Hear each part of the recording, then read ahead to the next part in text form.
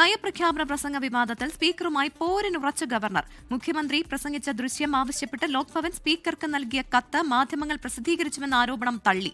ലോക്ഭവൻ കത്ത് നൽകിയത് സ്പീക്കർക്ക് മാത്രമാണ്. ഏതെങ്കിലും മാധ്യമം കത്ത് പ്രസിദ്ധീകരിച്ചതായി അറിയില്ല. കത്തിനോട് സ്പീക്കർ പ്രതികരിച്ച രീതി ശരിയായില്ല എന്നുമാണ് ലോക്ഭവന്റെ വിമർശനം. ഷഫീദ് റാവുത്തറാണ് തിരുവനന്തപുരത്ത് നിന്ന് ചേരുന്നത്. ഷഫീദ്, എന്തൊക്കെ കാര്യങ്ങളാണ് ഇതുമായി ബന്ധപ്പെട്ട് ഇപ്പോൾ ലോക്ഭവൻ അറിയിക്കുന്നത്? വലിയ വിമർശനം സ്പീക്കർക്കെതിരെ ഉന്നയിക്കുന്നുണ്ടല്ലോ.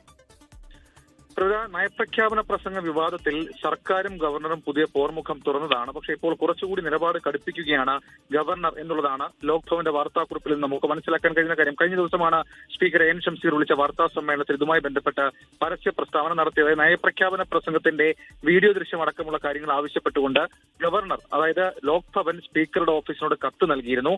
എന്നാൽ ആ കത്തിൽ ഹൈലി കോൺഫിഡൻഷ്യൽ എന്ന് എഴുതുകയും ആ കത്ത് ആദ്യം മാധ്യമപ്രവർത്തകർക്ക് നൽകിയ ശേഷമാണ് സ്പീക്കറുടെ ഓഫീസിന് ലഭിച്ചത് എന്നുള്ളതുമായിരുന്നു സ്പീക്കറുടെ വാദം. കൂടാതെ അങ്ങനെ ലഭിച്ചൊരു കത്തിന് മറുപടി പറയേണ്ട കാര്യമില്ലെന്നും പുതുതായി കത്ത് നൽകിയാൽ അന്നേരം മറുപടി നൽകേണ്ട കാര്യം ആലോചിക്കാമെന്നുള്ള കാര്യമൊക്കെ സ്പീക്കർ എൻ ഷംസീർ വാർത്താ സമ്മേളനത്തിൽ പറഞ്ഞിരുന്നു. എന്നാൽ രഹസ്യ സ്വഭാവമുള്ള കത്ത് എന്ന സ്പീക്കറുടെ വാദത്തെ തള്ളുകയാണ് ഗവർണർ. സ്പീക്കർക്ക് നൽകിയത് യഥാർത്ഥ കത്താണ്. മാധ്യമങ്ങൾ കത്ത് പരസ്യപ്പെടുത്തിയതായി ലോക്ഭവന്റെ ശ്രദ്ധയിൽപ്പെട്ടിട്ടില്ലെന്നും കത്തിന് സ്പീക്കർ പ്രതികരിച്ച രീതി ശരിയല്ലെന്നും ഗവർണർ ഇപ്പോൾ വാർത്താക്കുറിപ്പിലൂടെ അറിയിച്ചിരിക്കുന്നു. കൂടാതെ ഒരു കാര്യം കൂടി അദ്ദേഹം പറയുന്നുണ്ട്. ലോക്ഭവനും ഗവർണറും ഭരണഘടനാപരമായ മാന്യത കാണിച്ചിട്ടുണ്ട്.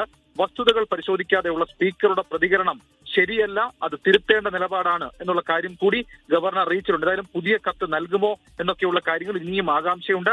നയപ്രഖ്യാപന വിവാദം, പ്രസംഗ വിവാദം അതങ്ങനെ അവസാനിക്കുമെന്ന് നമുക്ക് കരുതാനുമാവില്ല. വീണ്ടും ഭരണഘടനാപരമായിട്ടുള്ള ഒരു പ്രതിസന്ധി അല്ലെങ്കിൽ ഒരു പോര് അത് ഗവർണർക്കും സർക്കാരിനും ഇടയിൽ ഉണ്ടാവുകയാണ്. പ്രവിധ. ശരി, ഷഫീദ് റാവുത്തറാണ് വിവരങ്ങൾ നൽകിയത്.